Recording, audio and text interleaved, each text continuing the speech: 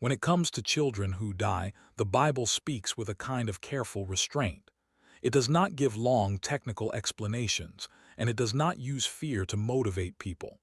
It doesn't hand you a neat chart. Instead, it gives you something else, a picture of God's character and repeated signs of how God relates to the vulnerable.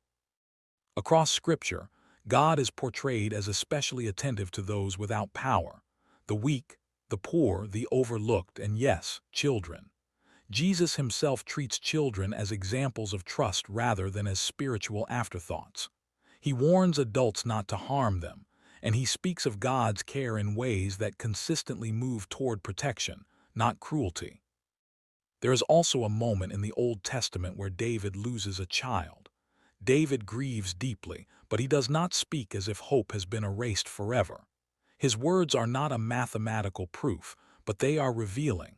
He expresses a quiet confidence rather than terror. That matters because David's grief is real. He is not pretending loss doesn't hurt. He is grieving while still trusting God's goodness. The Bible's silence on exact details can feel frustrating, but it can also be merciful.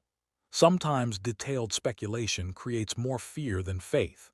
Scripture refuses to turn the fate of children into a weapon. It does not paint God as waiting to condemn the innocent.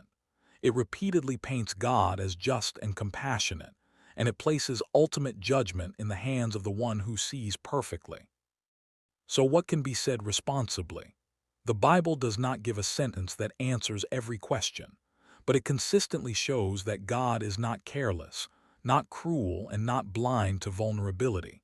It shows a God who values children, protects the weak, and judges with righteousness that humans cannot match. If you're asking this question because you want peace, the Bible's direction is not panic. The direction is trust. Trust that God's mercy is deeper than ours, and that God's justice is not cold. The Bible does not ask you to become God's judge. It asks you to place what you cannot control into God's hands.